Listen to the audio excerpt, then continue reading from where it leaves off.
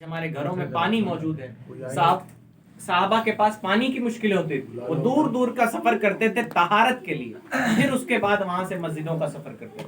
आज आप शायद शहर गोरखपुर में एक मस्जिद भी नहीं दिखा पाएंगे जहां टोटी से पानी नहीं आता है ना। अब तो वो जमाना भी पहले हैंड पाइप से लोग पानी चला के वजू करते थे, है ना। कितनी मुश्किलात होती थी, जिन्होंने किया वो जानते हैं। उससे पहले का दौर देखें, लोग कुएं के जरिए करते थे। आज सारी नेमतें हमारे पास मौजूद है। और मुझे मालूम नहीं, आसिफ महमूद भाई का हुक्म था, मैं देख नहीं पाया था। गालिबन किसी साहबी के बारे में रिवायत है कि उनके पास एक ही चादर थी और वो उसे ओढ़ के नमाज पढ़ते थे और जल्दी से नमाज पढ़ के घर चले जाते थे, जमात वाली नमाज पढ़ के। तो लोग पूछते थे आप क्यों जल्दी से जाते हैं, तो कहते थे मेरे पास एक ही चादर है, मैं जाता हूं तो मेरी बीवी ओढ़ के इसे नमाज पढ़ती।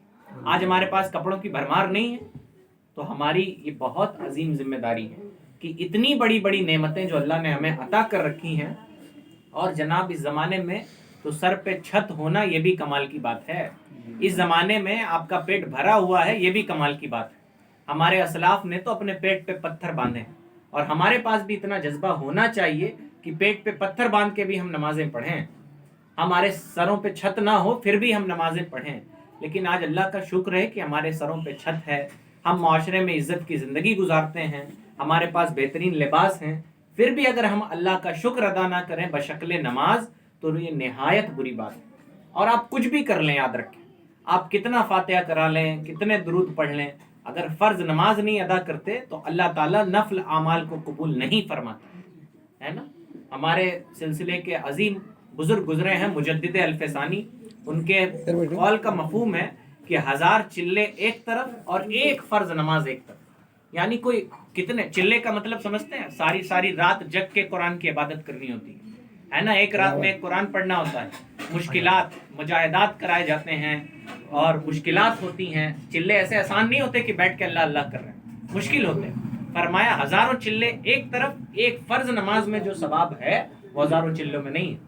तो हमें चाहिए कि हम फ़र्ज नमाज जो 5 वक्त की है, अल्लाह ताला ने कुरान मजीद में भी फरमाया है, इन्ना सलात कानत अलल मुमिनीन किताबम मौकूता, बेशक नमाज मुसलमानों पे वक्त बांधा हुआ फ़र्ज है। तो हमें चाहिए कि हम नमाजों को उनके वक्तों पर अदा करें। और अगर आप अल्लाह ताला ने, आप मर्द हैं तो आपसे गुजारिश ये है कि आप मस्जिदों में नमाजें पढ़ने हाजिर हुआ करें, है ना। और इमाम साहब एक हदीस बयान करते हैं, नबी अलैहिस्सलातु वस्सलाम फरमाते हैं कि जो मर्द ताकत कुव्वत रखने के बावजूद, हदीस पाक का मफहूम है, वो मस्जिदों में हाजिर नहीं होते नमाजों के वक्त, नबी फरमाते हैं मेरा जी चाहता है मैं उनके घरों को आग लगा दूं। आपके घर में बरकत कैसे होगी जब नबी का जी चाहे आपके घर में आग लगानी, है ना। दुनिया का बड़ा से बड़ा आमिल आपके घर में आ जाए, बरकत नहीं हो सकती। नबी ने फरमाया मेरा जी चाहता है कि मैं उसके घर में आग लगा दूं जो जमात के वक्त अब मस्जिदों में हाजिर नहीं होते, अपने घरों में रहते। ये जमात छोड़ने का अजाब है, और नमाज छोड़ने का अजाब कितना होगा आप इससे अंदाजा लगाएं। और मैं अपनी माँ बहनों से गुजारिश कर रहा हूँ कि शहनवाज वगैरह को बुला, शहनवाज कह दो बैठ के सुने सब।